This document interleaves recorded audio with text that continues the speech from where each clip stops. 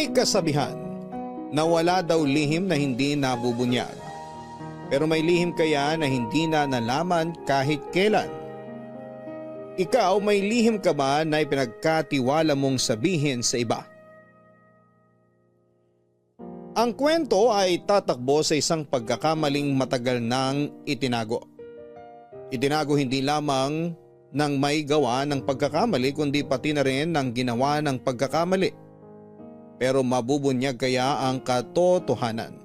Kung oo, kailan at kung paanong paraan? Pakinggan natin ang kwento ni Des.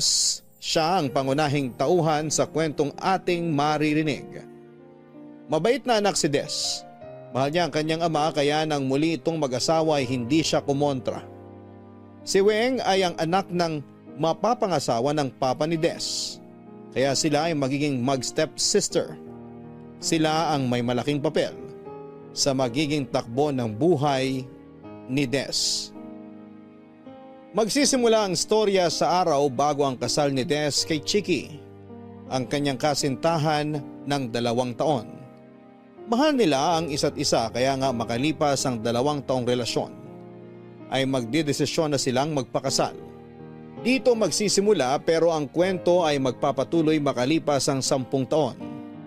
At makikilala din natin ang 2 tao na makakatulong sa pagliwanag ng lahat ng nangyari at yan ay sina Orlan at si Andy.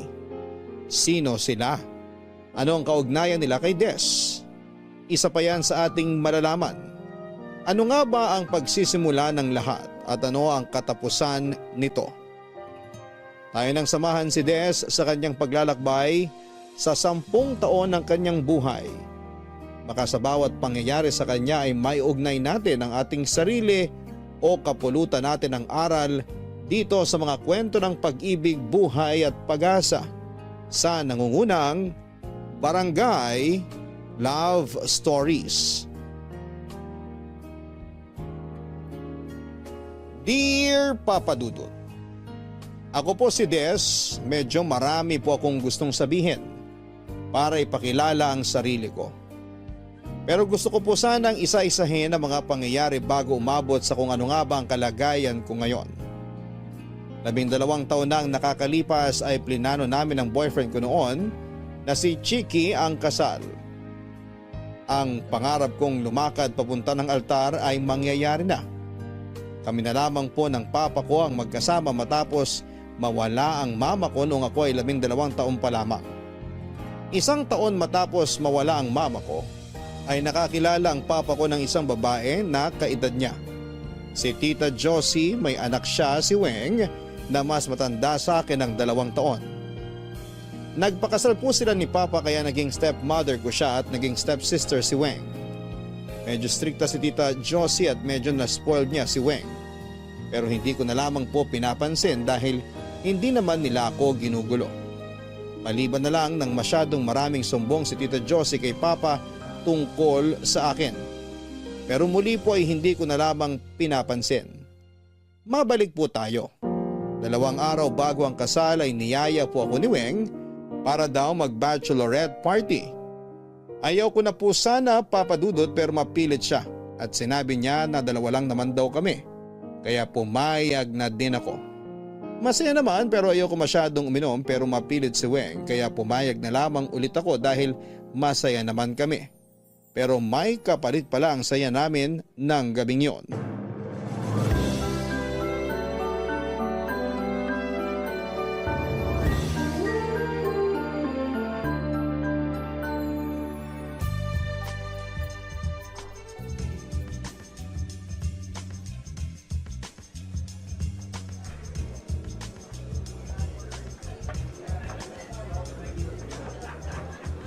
Oh, toast tayo!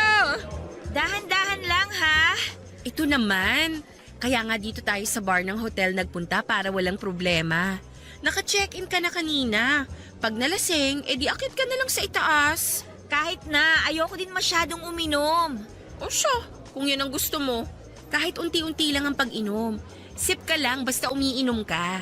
Oo na, ikaw talaga. Oh, toast! Congratulations! Salamat. Sandali lang ha, powder room lang ako. Sige.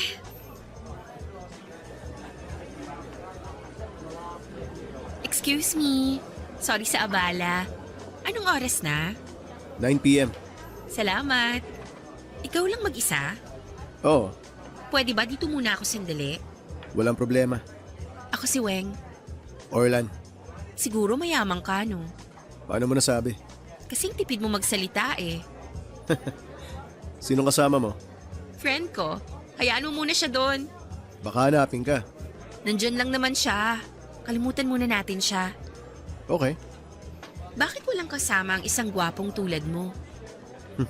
magaling ka pala mambola ah. Totoo naman ah. Can I buy you a drink? Later na siguro pag akit ng friend ko. Alright, Mahihintay mo ba ako? depende. Ay, sige. Hinahanap na ako ng friend ko. Babalik ako ha. Okay.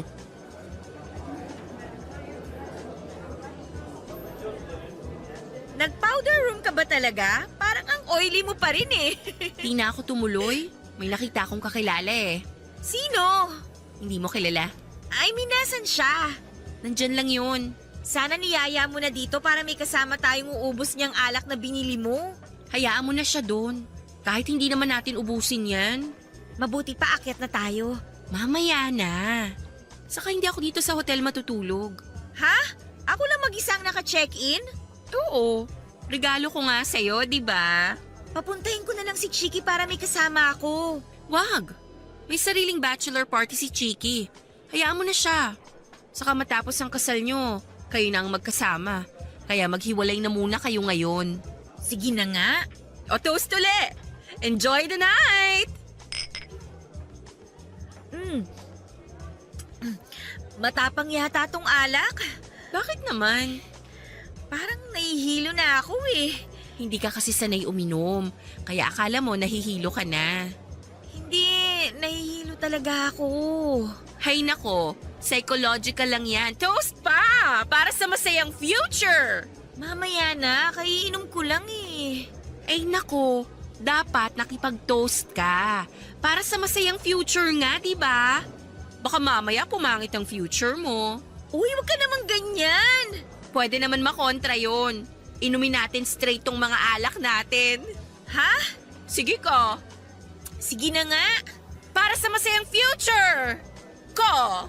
Ano? Cheers!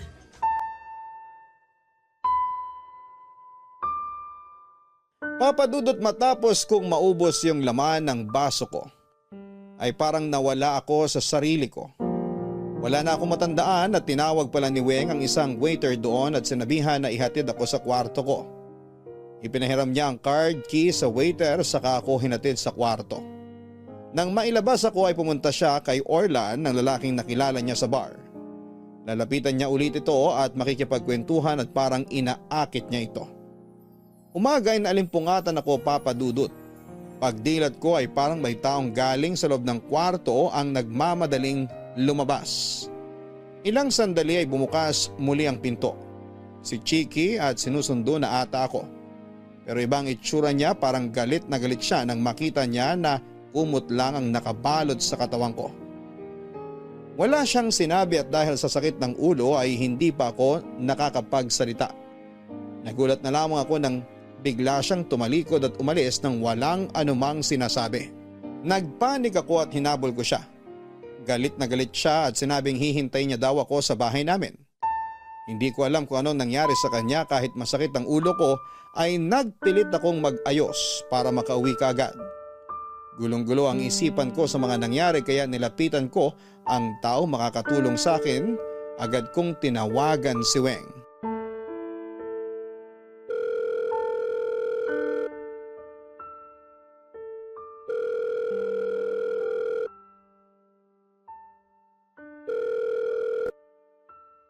Hello? Hello, Weng. Oh, ba't ganyan ang boses mo? Weng, may nangyari. Anong nangyari? Weng, Kumalma ka. Ngayon, sabihin mo sa akin ang nangyari. si Chiki nagpunta dito. Oo, sinabi ko sa kanya kung nasan ka. Weng, ano ba nangyari kagabi? Kagabi? Uminom tayo tapos nalasing ka. Paano ako nakabalik dito sa kwarto? Hinatid kita. Lasing na lasing ba ako? Medyo. Bakit? Wala kasi akong maalala sa mga nangyari eh. Yun lang naman. Tapos iniwan kita sa kwarto. Umuwi na din ako. May pumasok yata dito. Ha? Sino? Hindi ko alam.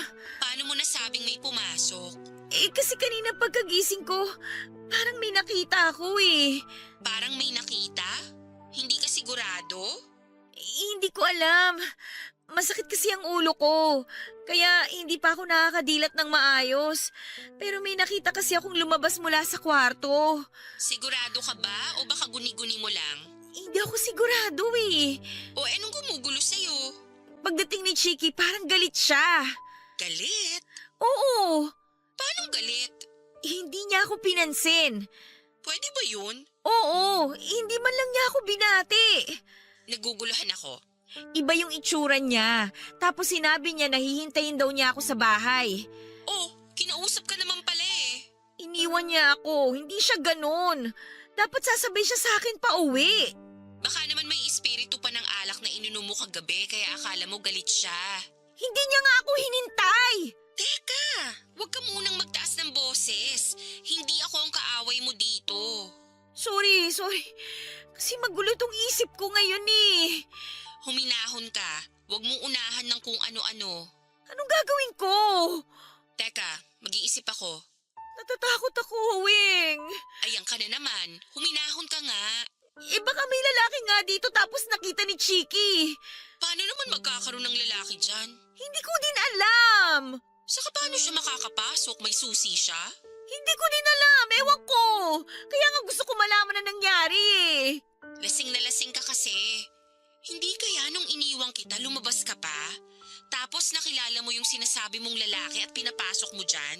Ano ka ba? Hindi ko naman magagawa yun. Pero lasing na lasing ka.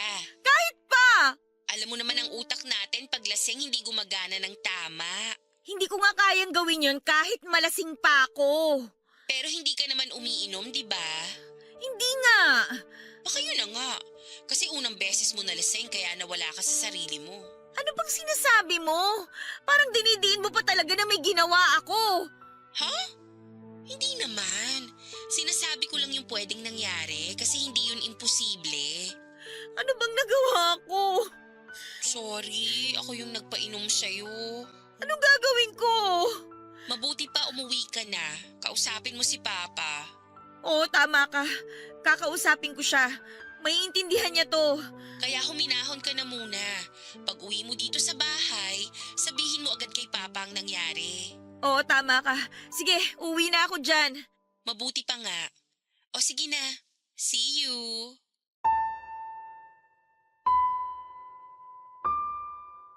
Papa Dudut, nakampante ako nang sabihin ni Weng na sabihin kay Papa. Siguradong maintindihan ni Papa ang mga nangyari. Pero wala akong dapat ipaliwanag dahil wala naman akong ginagawang mali. Malinis ang konsensya ko at yon ang pangahawakan ko. Pero iba ang inaasahan ko. Pagdating sa bahay, nasa sala silang lahat at parang hinihintay ang pagdating ko. Hindi lang si Papa ang andon, pati sina Tita Josie at Weng, Papa Dudut, at nandun din si Chiki. Kaya alam ko na nagsumbong ito kay Papa. Sa itsura ni Papa ay mukhang naniwala siya sa kwento ni Chiki. Nakiusap ako na hayaan ako magpaliwanag pero galit na galit si Papa. Kaya siya nakakahiya daw ako at ayaw niyang madinig ang paliwanag ko. Maya-maya ay nagpaalam kay Papa si Chiki at hahabulin ko siya pero bigla niyang sinabi na hindi na matutuloy ang kasal. Napakasakit marinig ang sinabi niya, Papa Dudut. Lahat sila ay nagdidesisyon nang hindi naririnig ang panig ko. Para akong mag-isa nung araw na yon. Umalis din si Papa at ang stepmother ko. Mabuti nagpaiwan si Weng, mailalabas ko sa kanya ang bigat na nasa dibdib ko. Pero nagulat ako nang tumawa si Weng nang dalawa na lamang kaming nandun. Sinabi niya na siya ang nagsabi kay Papa ng nangyari at hindi si Chiki at sa kanya inamin na plinano niya ang nangyari. Nilagyan niya ng pampatulog ang iniinom ko ng gabing yon at ganon din ang ginawa niya sa lalaki nandun sa kwarto ng umagang yon. Para pa siyang nanuya, Papa Dudut, dahil pinagtatawanan niya ang mga ginawa niya. Hindi ako palaaway at hindi ako nananakit pero lalo niya akong tinutuya at parang pinipilit na saktan ko siya. Nagtagumpay siya kaya nasa bunutan ko siya sa sobrang galit. Yun ang aktong nakita ni Papa at ng stepmother ko. Kaya ako naman ang napag-initan. Binaligtad pa ako ni Weng at galit silang lahat sa akin sa bahay. Makalipas nga ang isang buwan ay may kakaibang nangyayari sa akin. Doon ko nalaman na buntis na pala ako. Dahil doon ay ipinatapon ako ni Papa sa mga kamag-anak namin sa ibang bansa.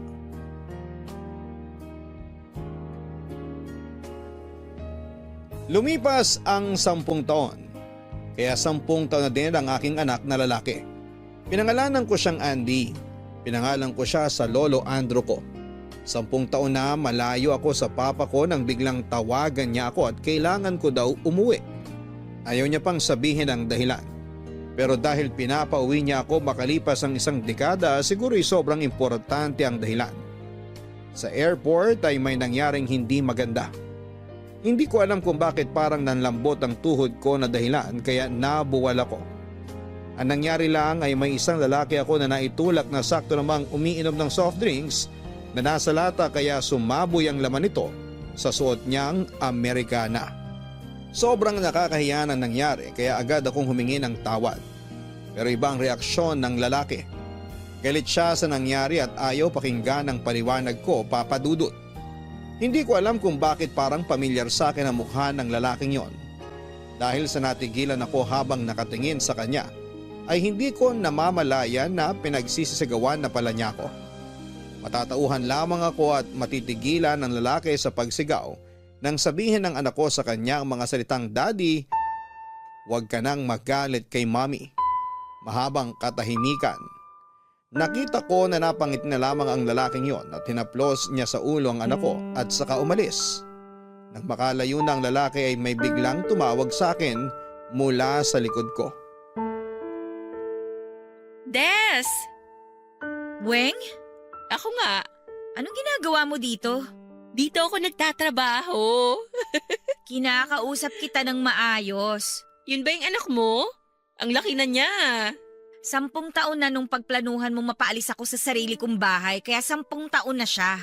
Sobra ka naman sa pinagplanuhan. Hindi ko plinano yun So anong gusto mo nun at sinira mo ang buhay ko? Alam mo ngayon lang tayo uli nagkita tapos ganyan ang ugali mo. Nagpapatawa ka ba? Anong nagpapatawa? Totoo naman. Ang tagal nating di nagkita tapos ang sama ng ugali mo. Ah, talaga ba? Masama ba ang ugali ko? Paano ka pa? Alam mo, mag-relax ka nga. Sa totoong buhay, dapat hindi lang ganito ang galit ko eh. Dapat nga ituloy ko ang paghablot ko sa buhok mo. Nabitin ako sa pagsabunot ko sa'yo 10 years ago. Ang bayulente mo naman. Pagkahablot ko sa buhok mo, dadalhin kita sa runway, tapos ingungudgud ko ang nguso mo sa lupa. Alam mo, napaka-bayulente mo na talaga. Pwede ba kalimutan mo na yung mga nangyari? Parang nang-agaw ka lang ng candy ah. Hindi madaling kalimutan ang ginawa mo ha. Sinira mo ang relasyon ko. Sinira mo ang buhay ko. Des naman. 10 years na oh. Move on na. Ayan nga oh, may anak ka na. Bakit ka ba nandito? Ako ang susundo sa inyo. Nasaan si Papa? Sabi ko ako na lang ang susundo sa inyo. Ano na naman ba ang plano mo? Sobra ka naman mag-isip dyan. Ano nga? Ano na naman ang maitim na balak mo? Wala, gusto ko lang bumawi. Sa bigat ng ginawa mo sa akin, ang pambawi mo lang ay yan? Ang sumundo sa airport? Alam mo, nag-overthink ka. Hindi ako nag-overthink. Predictable ka lang. Alam mo, halika na nga. Sandali, Ano na naman? bakit ako pinauwi ni Papa? Aba, malay ko. Imposibleng hindi mo alam. Hindi nga.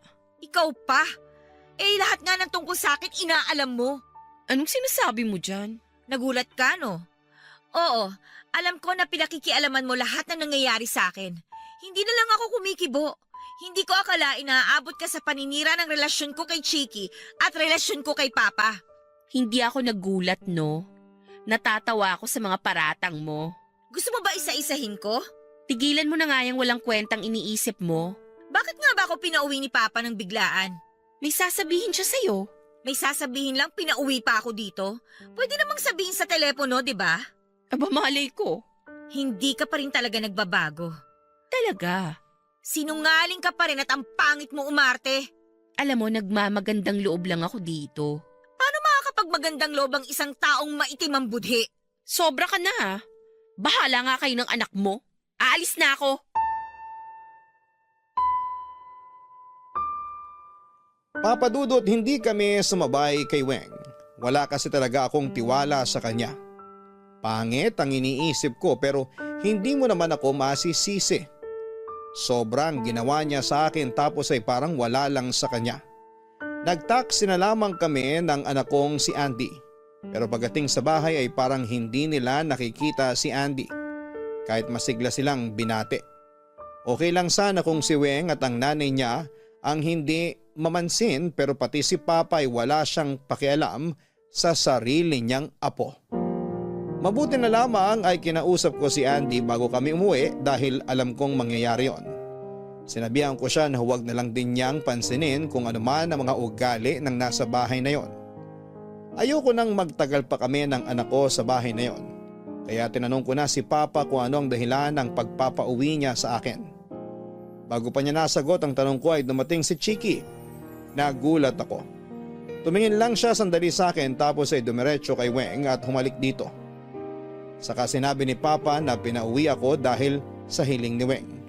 Dahil gusto raw ni Weng na magkakasama ang pamilya niya sa araw ng kasal niya. Napakasama talaga ng ugali ng babaeng yon. Kitang-kita ko kung bakit gusto niya akong umuwi para ipamukha sa akin na ang mapapangasawa ko dapat ay ang pakakasalan niya. Ewan pero hindi ako nasaktan. Parang baliwala na lang sa akin ang mga nalaman ko.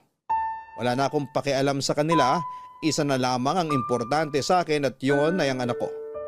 Gusto ko nang makaalis kami ng anak ko sa bahay na yon bago kami umalis ay sinabi ko pa na hindi ako interesadong pumunta sa circus na yon, Papa Dudut.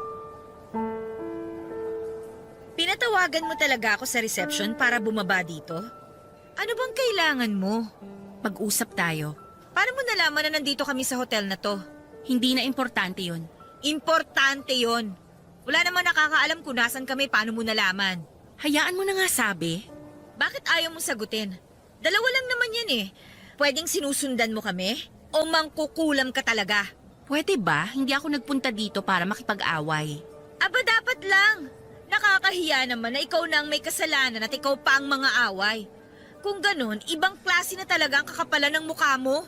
Nagpapakumbaba na ako dito oh. Sa'yo talaga galing yan, ha? Alam mo, magpapahinga pa ako. Walang kasama yung anak ko sa kwarto namin. Kaya sabihin mo na ang sasabihin mo tapos umalis ka na.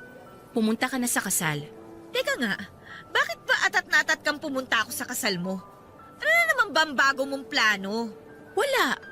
Nagigilty kasi ako sa nangyari. Wow! Tinamaan ka ng guilt after 10 years? Kaya gusto kong bumawi.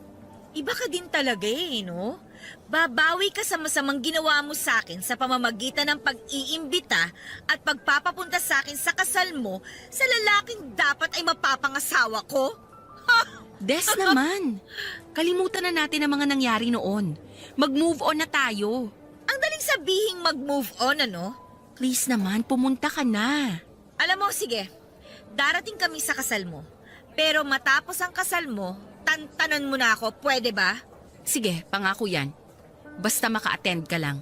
O siguro naman okay na. May isang bagay pa.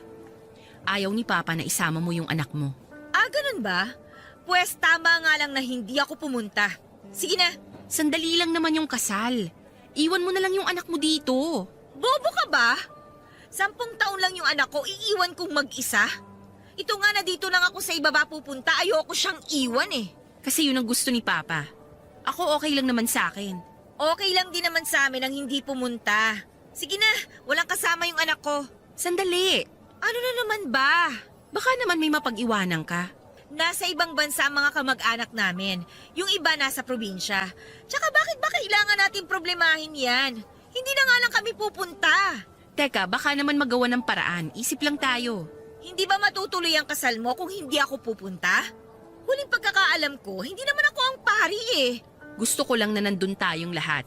Hindi naman tayo magkadugo. Anong importante doon? Kahit na, anak ka pa din ni Papa. Kaya kapatid na din kita. Kapatid? Hindi nga ako pwede. Ano bang mahirap intindihin doon, Weng? Sandali, alam ko na.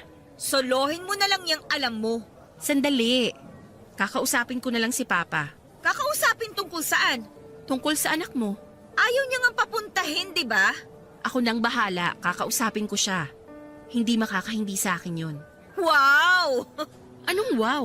Hindi makakahindi sa'yo si Papa samantalang ako pinalayas niya? Sobra naman kasi yung ginawa mo. Handa ka bang masaktan? Ang kapal ng mukha mo no? Ginawa ko? Ginawa ko talaga ha? Hindi ba inamin mong ginawa mo ang lahat ng kamalasan ko? Sorry na nga. Nagsorry na ako dyan, naungkat na naman. Bakit kaya naungkat? Basta, sige na. Pumunta na kayo ng anak mo. Ako nang bahala kay Papa. Bahala ka! Ayan. O etong invitation. Nako, sa iba mo na lang ibigay yan. Sayang ang papel. Sabihin mo na lang sa akin kung saan. Nandyan ang address. Hindi ko na nga kailangan yung papel na yan. Tingnan ko na lang kung saan. O bakit sinusoli mo sa akin? Para sa'yo na yan. Invitation mo talaga yan. Nabasa ko na.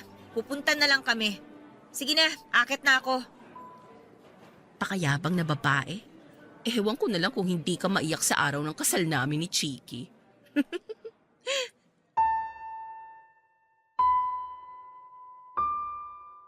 Papa Dudut, ewan ko ba?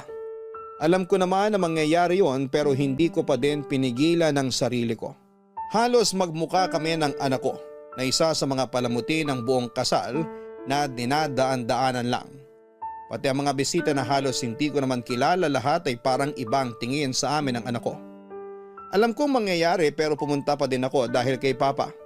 Akala ko ay magbabago ang isipan niya sa mga ginawa sa akin pero hindi. Para siyang nasa ilalim ng kapangyarihan ng stepmother ko. Nilapitan ko si Papa at nagpaalam na ako. Pero galit siyang sinabi na huwag akong aalis. At tapusin ko ang pagtitipon tapos ay gagatong pa ang asawa niya na kung ano-ano ang sasabihin sa amin ng anak ko. Pigil na pigil ang galit ko.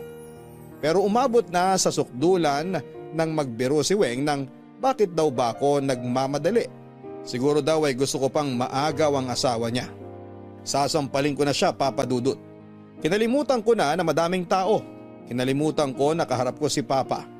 Paghamba ko ay sinalag ni Papa ang kamay ko at sa akin pa nagalit.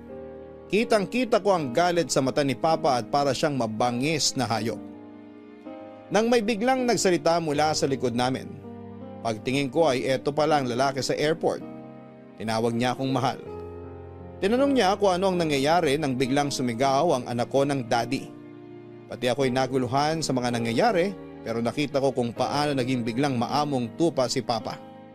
Ang lalaki pa lang yon ay ang investor ni Papa sa nalulugi niyang kumpanya. Para siyang may mahika, Papa Dudut. Kasi biglang bumait ang lahat. Nagulat sila nang tanungan nito na kung anong ginagawa nila sa asawa niya. Ako po ang tinutukoy niya. At dahil sa nakita ko kina Papa, asawa niya at kay Weng ay nanahimik na lamang ako at sumabay sa agos ng pangyayari. Tuwang-tuwa ang anak ko. Kinarga pa niya ito at para talaga silang mag-ama, Papa Dudut. Matapos ang party na bigla akong naging parang espesyal na panauhin. Ang lalaking yon ay parang isang shield na pinoprotektahan kami sa gubat na puno ng mga mababangis na hayop. Doon ko lang din nalaman na Orlan ang pangalan niya at may kaya siya. Bata pa ay nagtayo na siya ng negosyo at ngayon ay malago na ito at nag-invest sa iba pang kumpanya at isa na nga doon ang sa papa ko.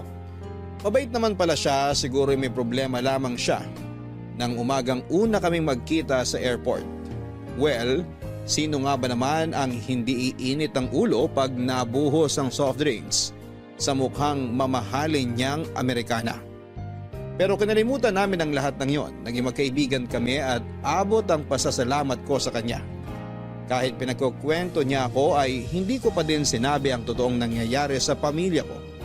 Ayoko ding masira si Papa sa kanya. Hanggang sa kailangan na niyang umalis kaya tinanong niya ako kung sasabay daw ba ako. Kahit nahihiya ako ay umuwi ako para mapangatawanan namin na mag-asawa kami talaga.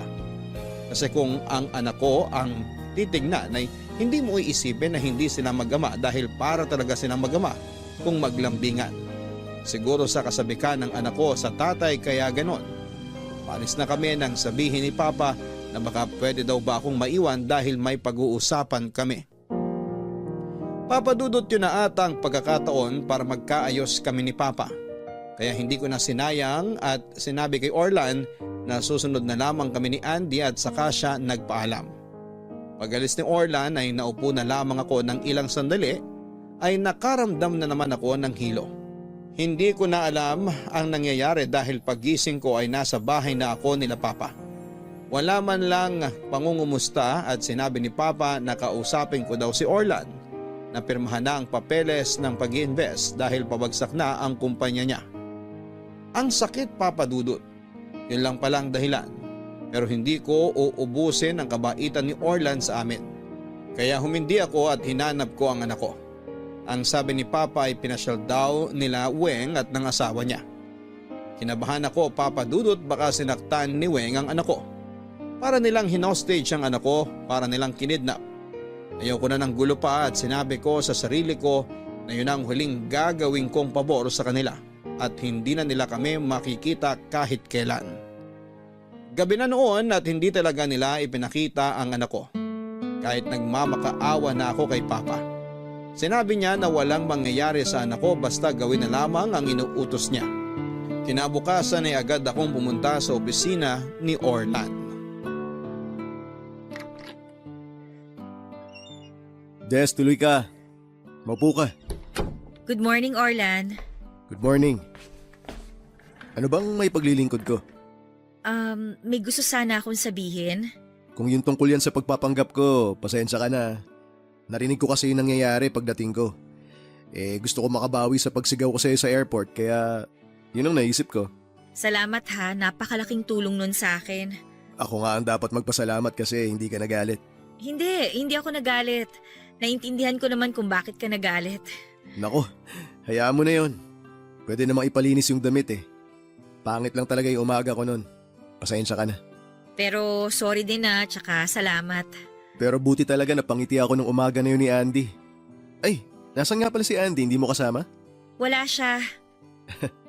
Nakakatuwa yung batang yun. Parang tatay niya talaga ako. Pasensya ka na sa anak ko ha. Ano bang pasensya sinasabi mo? Natutuwa nga ako sa kanya eh. Sana okay lang sa'yo na tinatawag niya akong daddy. Okay lang. Sabik din kasi sa daddy yung anak ko bilang single parent ako. Ang dami nating napag-usapan kahapon pero ayokong itanungan tungkol dyan. Since nabuksan na rin yung topic na yan, pwede ko bang malaman kung nasan yung tatay ni Andy? Hindi ko alam kung nasan siya eh. Iniwan niya ako nung mabuntis ako. Ano? Ibig sabihin, hindi talaga nakita ni Andy tatay niya? Hindi man lang siya naalagaan? Oo. Sorry kung naitanong ko pa. Okay lang, mabait ka sa amin kaya hindi na ako nahiya. Salamat din sa tiwala. Salamat ulit sa tulong mo ha, sa pagpapanggap. Hindi bale, babalik na kami sa London kaya hindi ka na namin maiistorbo. Ano bang maiistorbo? Natutuwa nga ako kay Andy. Nga pala, kung doon mo na ipinanganak si Andy, bakit magaling siya magtagalog? Puro Pilipino naman ang kasama niya sa bahay kaya sabi ko dapat marunong siya ng lengguwahe ko. Kaya ayun, sanay na yung anak ko. Nakakatuwa talaga yung anak mo. Alam mo, nun ko lang din nakita yung anak ko na ganun kasaya. Nung makita ka niya. Siguro anak ko siya nung unang buhay ko. Ano? Alam mo yung tinatawag na deja vu? Naramdaman mo na ba yung pag may napuntahan kang lugar for the first time? Tapos pakiramdam mo parang napuntahan mo na yon? O kaya may nakilala kang tao sa unang pagkakataon pero parang nakilala mo na siya dati? Ibig sabihin daw nakapunta ka na sa lugar na yon at nakilala mo na yung taong yon nung unang buhay mo. Siguro nga, pero hindi pa nangyayari sa akin yan eh. Nung una tayong magkita, hindi mo ba naramdaman na parang nagkita na tayo dati? Kung nga alalahanin ko, parang nga. Pero dahil masyadong maraming nangyayari nun, hindi ko na in-entertain yung pakiramdam.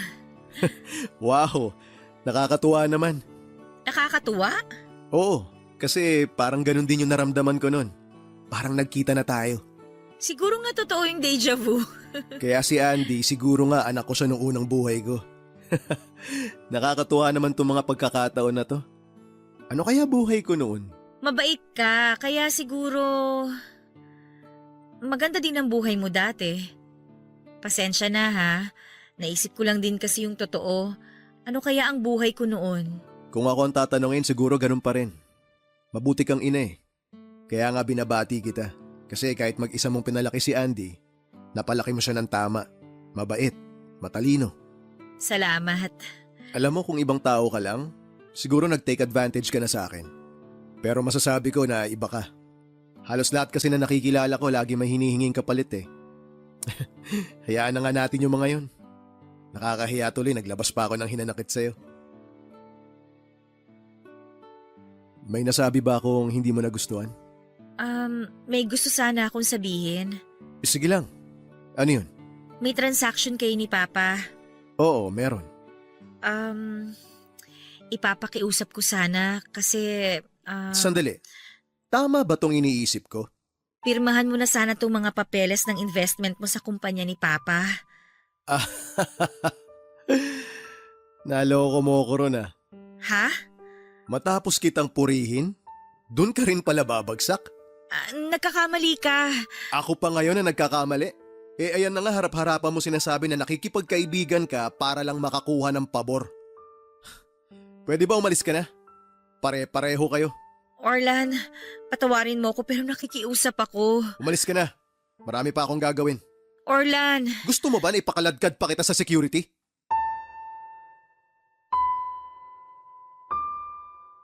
Papadudot hiyang-hiya ako noon, pero kailangan kong kapalan ang mukha ko para sa anak ko. Nagalit si Orlan sa akin at sinira ko ang isang magandang pagsisimula ng pagkakaibigan namin. Nang makaalis ako ay nakita ko ng assistant at best friend niya. Nalaman ko na kinausap pala nito si Orlan noong makaalis ako. Ipinaalala niya kay Orlan ang nangyari 10 taon nang nakakalipas. Nang utusan siya para kunin at burahin ang mga kuha ng CCTV sa isang hotel. Hindi pala ito binura ng kaibigan niya. Sa unang pagkakataon ay mapapanood ni Orlan ang footage ng CCTV. Magugulat siya nang makita niya na inaalalayan siya ng isang babae papunta sa isang kwarto. Wala na siya sa sarili niya na parang may nainom na kung anong klase ng droga. Nainis pa daw si Orlan dahil bakit pinaalala pa sa kanya ang nangyaring yon. Ipinaburan na niya yon noon dahil baka makasira sa kumpanya niyang pausbong pa lamang noong panahon na yon. Pero marami siyang hindi nakita kaya ipinaliwanag ng kaibigan niya na panoorin ulit.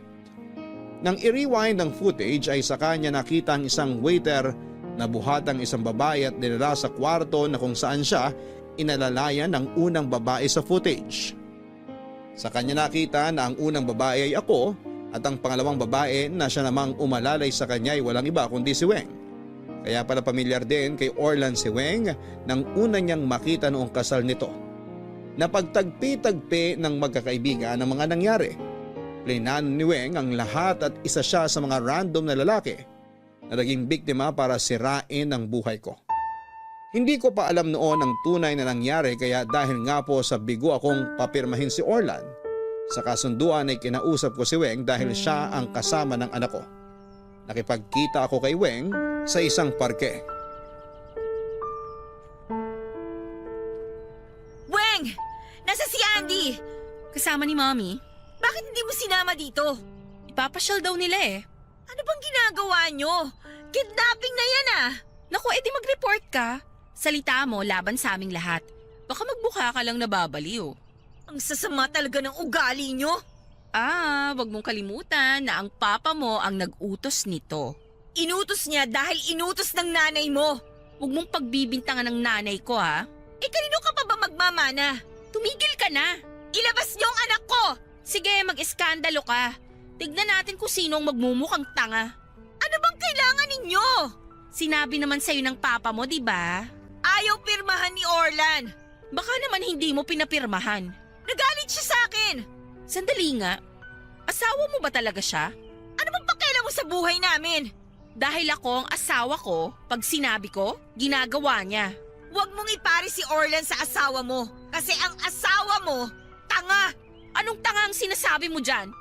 Bitter ka pa din ba at hindi kanya pinakasalan? Paulit-ulit ka.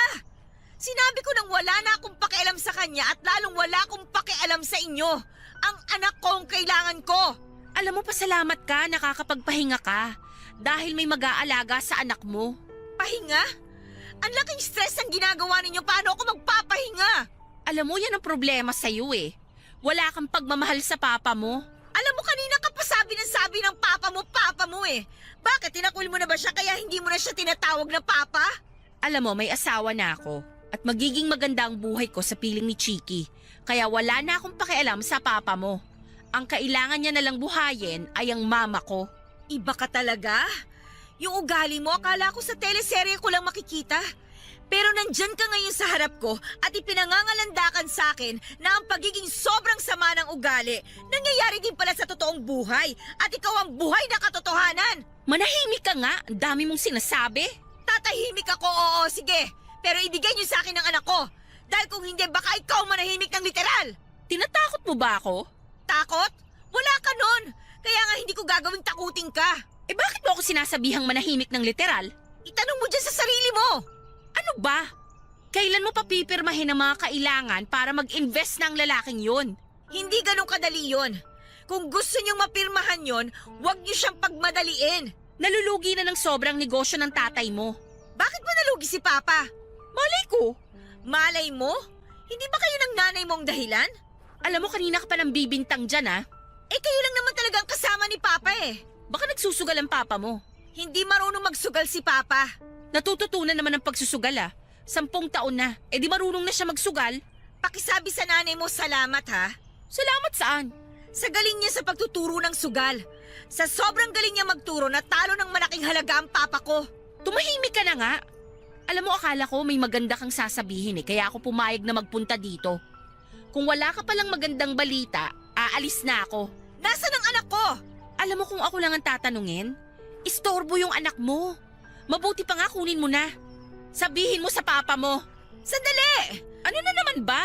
Parang awa mo na. Sabihin mo na kung nasaan ang anak ko. Tawagan mo ang papa mo at ako pa ang maghahatid sa'yo sa anak mo. Diyan ka na. Weng!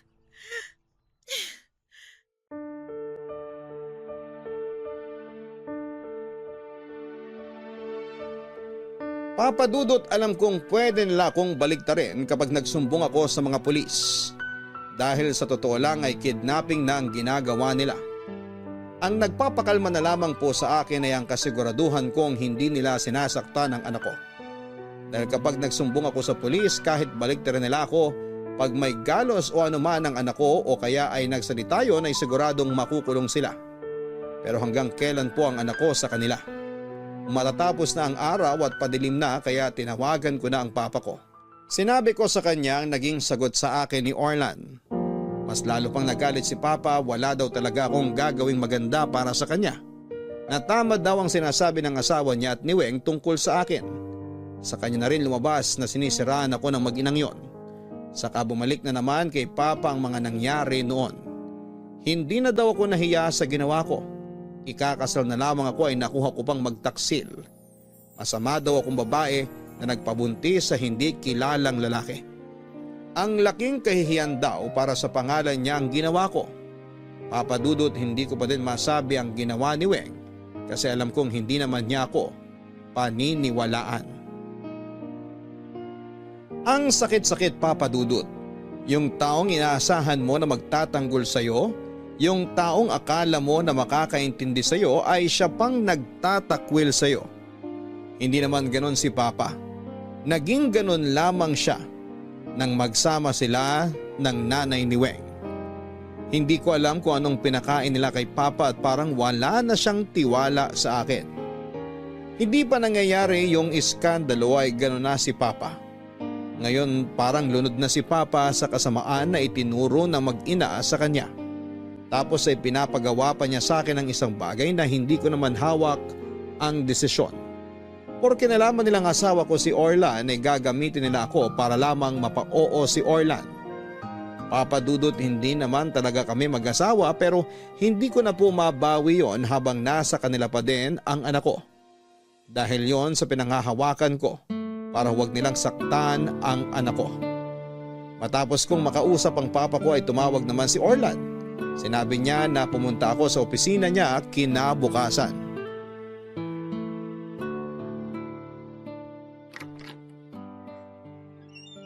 Tuloy ka, Des. Salamat. Kumusta ka? Hindi ko alam. Pasensya ka na kahapon ha. Nabigla lang ako. Naiintindihan naman kita. Pasensya na rin talaga ha. Kailangan nating mag-usap. Tungkol ba to sa investment mo? Oo, pero mamaya na ang tungkol dun. Ha? May iba pa ba tayong pag-uusapan? Meron. Actually, marami. Tungkol saan? Sa isang bagay na nangyari 10 taon na nakalilipas. Ha? Ay, hindi ko maintindihan. Des, may nangyari sa'yo 10 taon na nakalilipas. May nangyari sa akin pero hindi ko alam kung yun yung sinasabi mo. Sa palagay ko pareho lang ang iniisip natin. Naaalala mo ba yung sinabi ko tungkol sa deja vu? Des, kaya pala parang pamilyar ka dahil nagkita na pala talaga tayo dati. Ha? Saan? 10 years ago, inutusan ko yung best friend ko na assistant ko rin na burahin yung mga footage ng CCTV sa isang hotel. May nangyari kasi ron na pwede kong ikasira. Natakot ako kasi paangat pa lang yung kumpanya ko nun eh. Naguguluhan ako, Orlan. Malakas ang kutob ko na alam mo tong sinasabi ko, Des. Pero yun nga, hindi pala binura ng kaibigan ko yung kopya ng footage na hawak niya. Nung mapanood ko, doon ko na pagtagpi-tagpi yung mga nangyari. Hindi ko alam kung sino yung naghatid sa'yo sa kwarto pero sa uniform na suot niya, isa siyang waiter sa bar ng hotel na yon. Anong kinalaman mo tungkol doon? Des, ako yung lalaking nakasama mo sa kwarto. Ano? Des, sandali, huminahon ka. Kailangan mo munang marinig ang buong kwento. Nakita ko sa footage mula sa bar hanggang sa hallway papunta ng kwarto. Iisang babae lang ang nag-uugnay sa mga nangyari. Si Weng! Oo, siya nga. At napanood ko rin sa footage na nung nasa bar kami, meron siyang nilagay na parang tableta sa iniinom ko nang hindi ko namamalayan. Matapos nun, wala na akong matandaan. Maliban na lang nung nagising ako sa kwarto mo. Kaya nagmamadali akong umalis nun. Napakasama talaga ng babaeng yon. Huwag kang mag-alala, Des. Tutulungan kitang mabawi ang dangal mo. Salamat, Orlan, ha? 10 taon ang lumipas kaya aayusin ko na to ngayon. Ilalagay natin sa pwesto nila ang mga taong sumira sa'yo. May ipapakiusap sana ako. Anong naiisip mong gawin ngayon? Nasa kanila ang anak ko. Hindi daw nila ibabalik sa akin hanggat hindi mo napipirmahan ang investment. Akala talaga nila asawa kita. Kaya ang alam nila, ako lang ang makakapilit sa'yo na pumirma. Gusto mo ba pumirma na ako? Hindi. Pero gusto ko munang makuha ang anak ko bago mo gawin ang gagawin mo. Maling-mali ang ginawa nila. Teka, kaya mo ba ako pinapipirma dahil nasa kanila si Andy? Itinatago nila sa'yo ang anak mo? Oo. Okay, ganito. Magsiset ako ng meeting. Sa bahay na lang ng papa mo para nandun silang lahat. Salamat, Orlan. Maraming salamat talaga. Des, patawarin mo ako. Kung noon ko pa siguro napanood yung footage, baka matagal ko nang naayos to. Pero naging makasarili ako. Iniisip ko kasi yung negosyo ko noon eh. Pasensya ka na. Kalimutan mo na yon. Ang importante ay yung ngayon. Yung alam na natin pareho yung katotohanan. Ang hindi ko maintindihan, bakit ginawa sa'yo ni Weng yun? Ano bang inggit niya sa'yo? Yung lalaking dapat na pakakasalan ko noon. Dahil sa lalaking pakakasalan mo noon? Ibig sabihin, hindi kayo nagkatuluyan? Nasaan na yung lalaking yun ngayon? Siya yung napangasawa niya nung nagpunta ka sa kasal niya. Si Chiki? Oo. Hindi ka man lang niya ipinaglaban? Hindi eh. Ibig sabihin lang nun, hindi mo siya deserve. Bahagang buntot niya, kaya hindi talaga siya nararapat para sa'yo.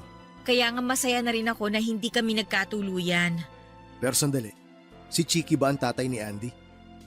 Hindi ko alam. Ha? Eh sino ang totoong tatay ni Andy? Hindi ko rin alam. Teka lang, Des. May nangyayari ba sa inyo ni Chiki noon? Oo. Eh sa atin nung araw na yun, may nangyari ba? Hindi ko rin alam eh. Wala akong natatandaan nung araw na yon. Basta mula sa bar ang natatandaan ko na lang, yung huli kong nakita na lang na may lalaking nagmamadaling umalis sa kwarto. Kung ganon, hindi kaya...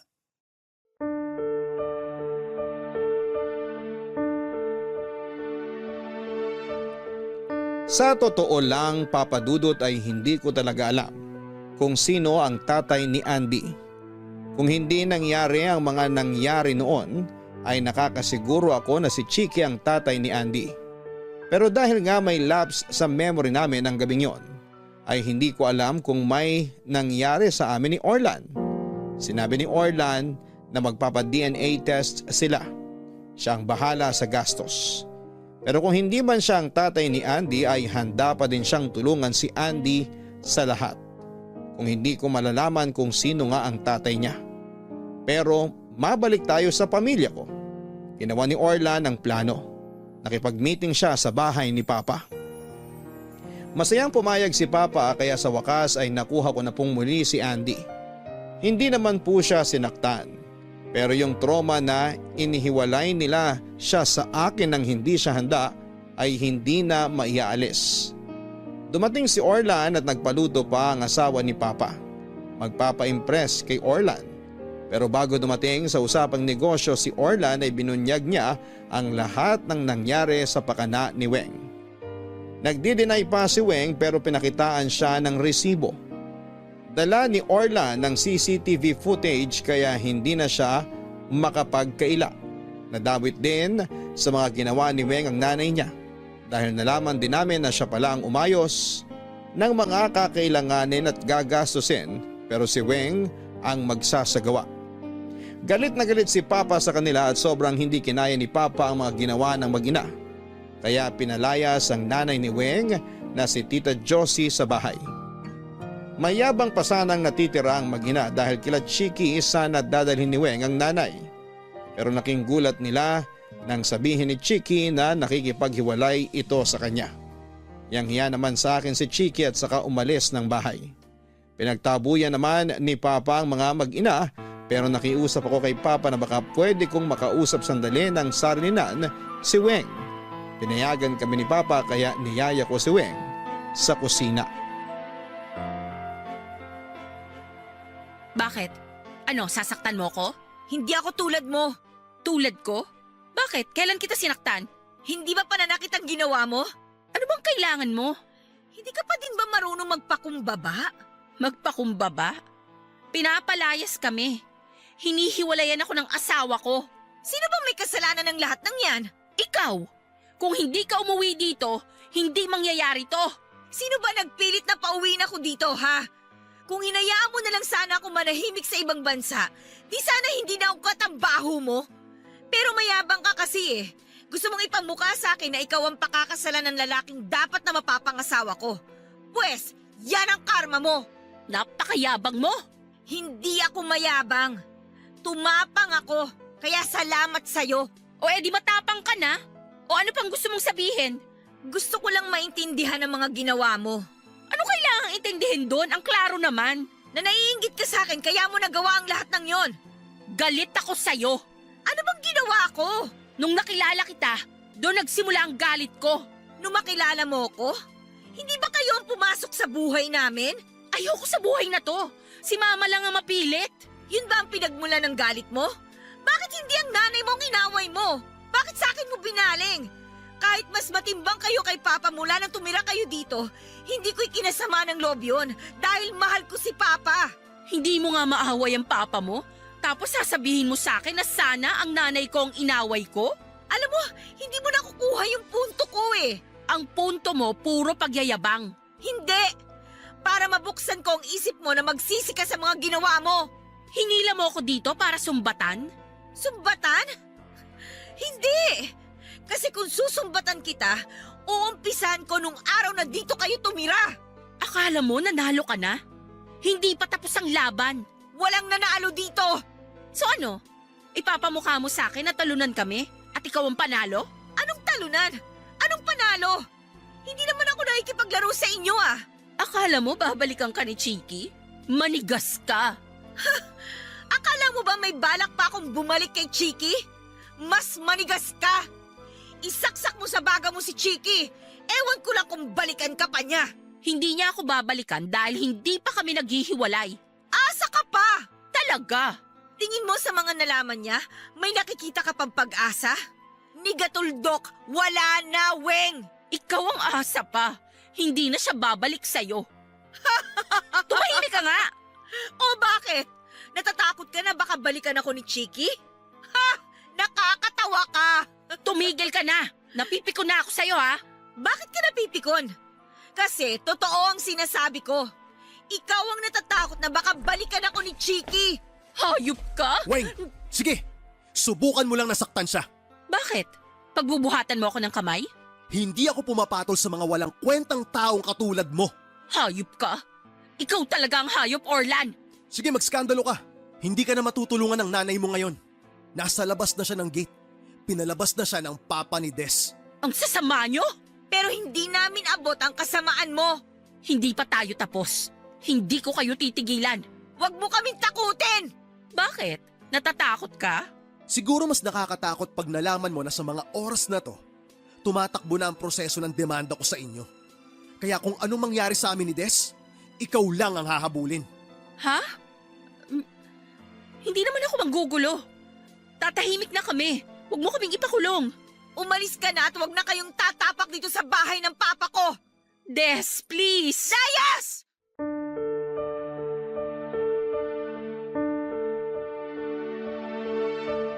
Papa Dudut, pinilit kong ma-realize ni Weng ang mga ginawa niya pero mas matapang pa siya kesa sa mga inagrabyado niya. Kaya wala na akong magagawa. Itinuloy ni Orlan ang pag-report sa pulisya pero hindi para ipakulong siya kundi para lang ipablatter. Nakakatakot din kasi ang pagbabanta. Pinapirma din siya sa kasunduan na hindi sila lalapit sa amin kahit kailan kaharapang abogado. Hindi na rin kami pinabalik ni Papa sa ibang bansa. Nakiusap siya na samahan namin siya sa bahay at tinanggap na niya ng buong puso si Andy at mahal na mahal niya ito. Itinuloy din ni Orlan ang pag-invest sa kumpanya ni Papa kaya ngayon ay katulong na din niya ako para maitaguyod ito. Humingi ng tawad sa akin si Chiki at binati niya din kami ni Orlan. Pero noong sabihin ko sa kanya na hindi ko tunay na asawa si Orlan, ay nagsubok itong makipagbalikan pero hindi ko na matatanggap. Ang nangyari ay nangyari na pero ayaw ko siyang maiwan sa dilim, Papa Dudut. Lumabas na ang resulta ng DNA test at hindi si Orlan ang tatay ni Andy. Isa lang ang ibig sabihin na ang tatay ni Andy ay si Chiki dahil sa ngalan ng Diyos ay wala akong ibang nakasiping kundi siya lamang. Hindi ko ipinagdamot sa kanya ang pagiging ama. Pero kung hindi niya tatanggapin ay ayos na din sa akin. Basta nasabi ko na ay sapat na. Pero naniniwala siya na siya nga ang ama. Sinabi ko sa kanya na baka gusto niya din na magpa-DNA test para makasigurado siya pero sinabi niya na hindi na kailangan dahil ramdam niya din naman ang lukso ng dugo. Maayos ang relasyon namin pero hanggang kaibigan lang at hanggang sa pagiging tatay niya kay Andy. Maayos na din naman ang relasyon ko sa lalaking pakakasalan ko at ang lalaking yon ay si Orlan. Salamat po Papa Dudut sa pagbibigay daan sa aking kwento. Ang inyong forever kapuso at kabarangay, Des.